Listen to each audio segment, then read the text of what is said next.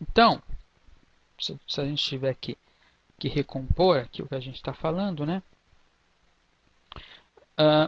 Não existe experiência de self, e aí que a gente quer cair, né? Sem esse tripé, né? Sem integração,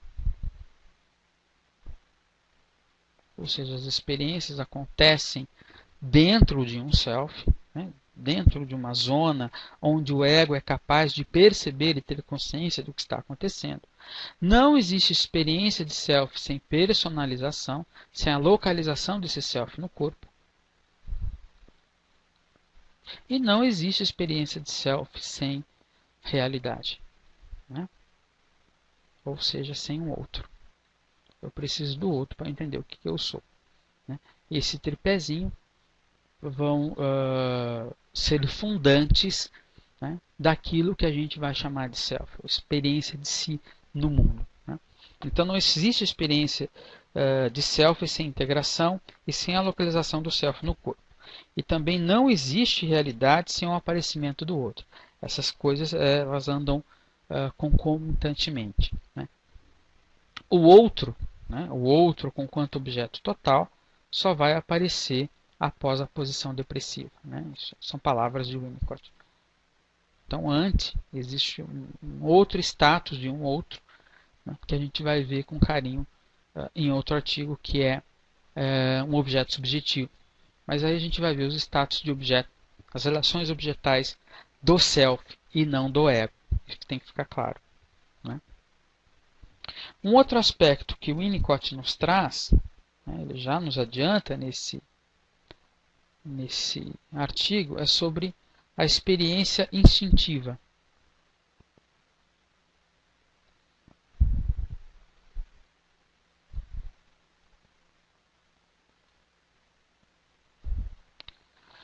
O Winnicott vai nos dizer, né, que né,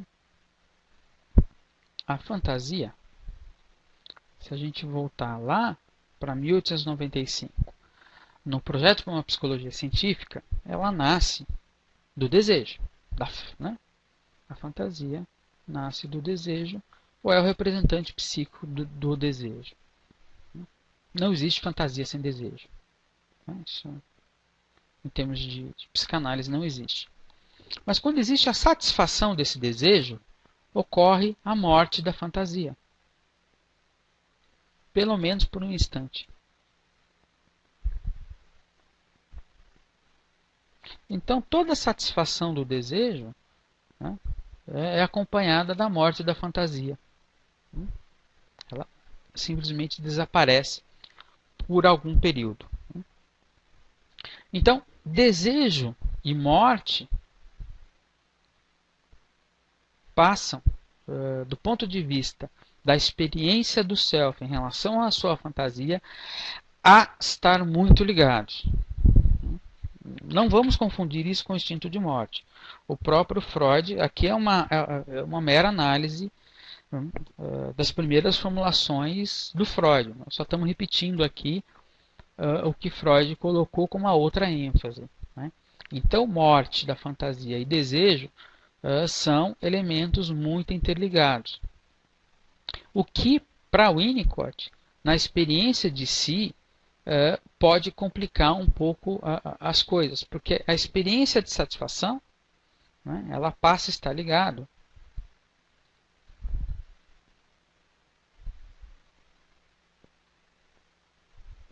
à morte. Então, em algum nível, né, do nosso psiquismo, ou desse psiquismo primitivo, vai acontecer um processo, nós vamos ver isso quando formos ver o artigo sobre agressão, uma série de artigos sobre agressão, né?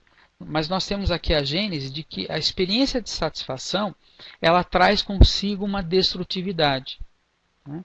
A essa destrutividade, só vou me adiantar nesse artigo, né, para ficar um pouco mais claro, o Winnicott chamou isso de amor impiedoso.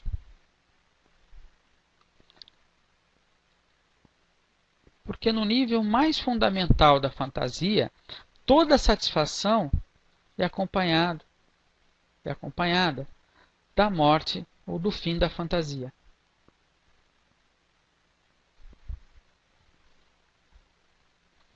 E isso, se essa ansiedade, né, da morte da fantasia for muito intensa, aí este ego vai ficar, né, esse self vai ficar meio que numa sinuca de bico.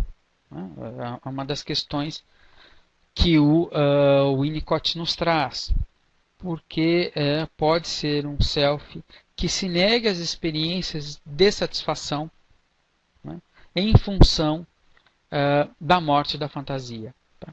Não estou colocando aqui, não se está colocando aqui ainda a questão da culpa. Tá?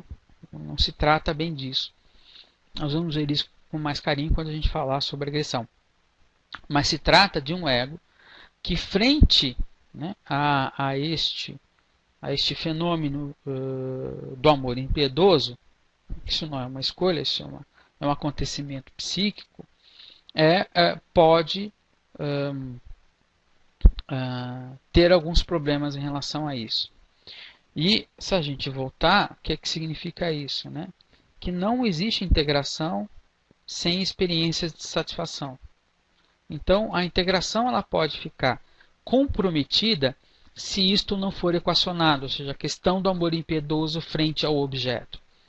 Então, a questão do amor impiedoso frente ao objeto ela é extremamente importante, porque ela também, né, afeta a integração do self. Sem integração não é possível ter uma correta personalização, né? E também não é possível fazer uma boa apreensão da realidade. Né? Nós vemos às vezes, né, na psicopatologia clássica uma questão na histeria, né, que é justamente essa. Né? Na histeria nós temos o paciente e o objeto de satisfação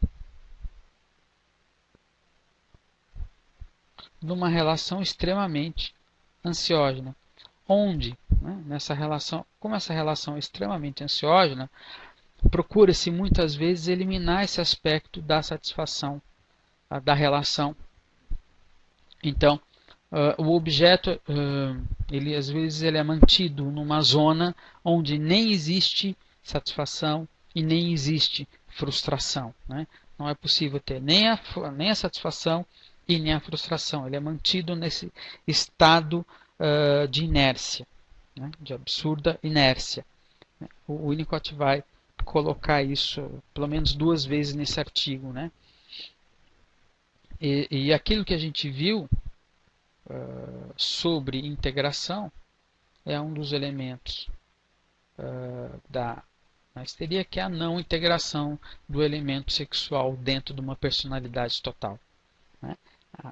O Winnicott não vai tratar desse assunto, sou eu que estou extrapolando um pouco as ideias aqui para a gente entender como é que a gente pode usar esses conceitos de Winnicott para entender algumas coisas, alguns outros conceitos em psicanálise que não diretamente tratados por Winnicott.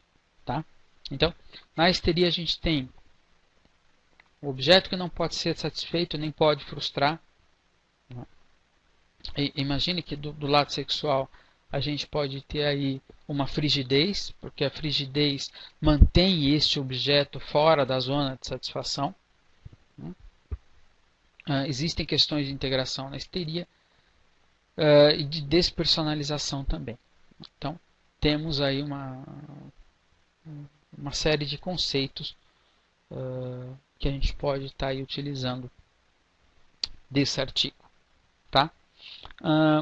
Para finalizar, eu queria dizer que esses elementos a gente vai ver com muito carinho, quase todos eles de novo. Esse é um dos artigos mais antigos que a gente pega para estudar nessa série. Então, é só uma introdução desses assuntos que a gente vai ver com muito carinho nos diversos outros artigos que a gente vai trabalhar. Tá bem? Então, por hoje é só. E até a próxima videoaula. Muito obrigado.